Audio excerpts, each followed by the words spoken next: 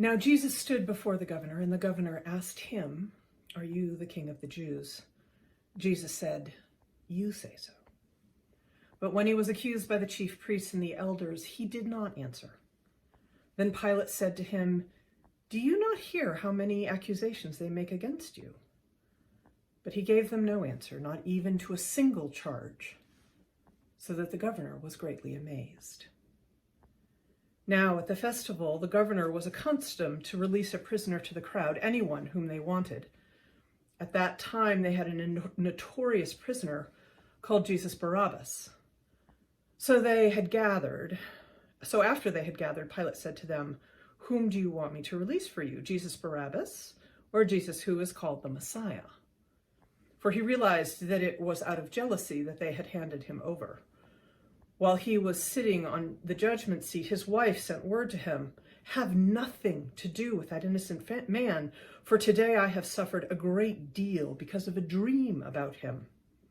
Now the chief priests and the elders persuaded the crowds to ask for Barabbas and to have Jesus killed. The governor again said to them, "Which of the two do you want me to release for you?" And they said to him, "Barabbas." Pilate said to them, "Then what shall I do with Jesus who is called the Messiah?" And all of them said, "Let him be crucified." Then he asked, "Why? What evil has he done?" But they shouted all the more, "Let him be crucified." So when Pilate saw that he could do nothing, but rather that a riot was beginning, he took some water and washed his hands before the crowd, saying, "I am innocent of this man's blood. See to it yourselves." Then the people as a whole answered, "His blood be on us and on our children."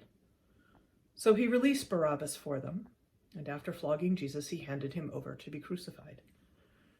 Then the soldiers of the governor took Jesus into the governor's headquarters, and there they gathered the whole cohort around him. They stripped him and put a scarlet robe on him, and after twisting some thorns into a crown, they put it on his head. They put a reed in his right hand, and they knelt before him and mocked him, saying, "Hail, King of the Jews!" They spat on him and took the reed and struck him on the head. After mocking him, they stripped him of his robe and put his own clothes on him. Then they led him away to crucify him. As they went out, they came upon a man from Cyrene named Simon. They compelled this man to carry his cross, and when they came to the place called Golgotha, which means a place of the skull, they offered him wine to drink, mixed with gall. But when he tasted it, he would not drink it. And when they had crucified him, they divided his clothes among themselves by casting lots. Then they sat down there, and they kept watch over him.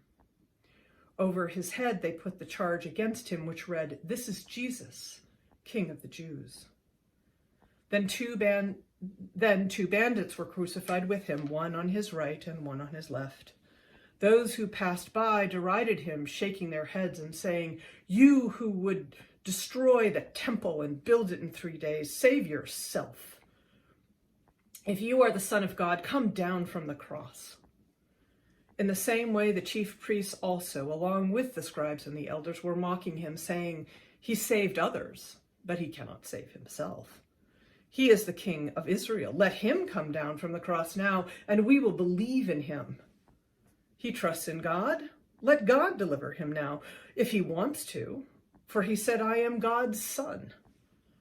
The bandits who were crucified with him also taunted him in the same way. From noon on, darkness came over the whole land until 3 p.m. And at about 3 o'clock, Jesus cried out with a loud voice, "Eli, Eli, ma sabachthani?" That is, my God, why have you forsaken me?" Then when some of the bystanders heard it, they said, "This man is calling for Elijah." At once, one of them ran and got a sponge, filled it with sour wine, and put it on a stick and gave it to him to drink. But the other said, "Wait, Let us see whether Elijah will come and save him." Then Jesus cried out again with a loud voice and breathed his last. At that moment, the curtain of the temple was torn in two from top to bottom. The earth shook and rocks were split. The tombs also were opened, and many bodies of the saints who had fallen asleep were raised. After his resurrection, they came out of the tombs and entered the holy city and appeared to many.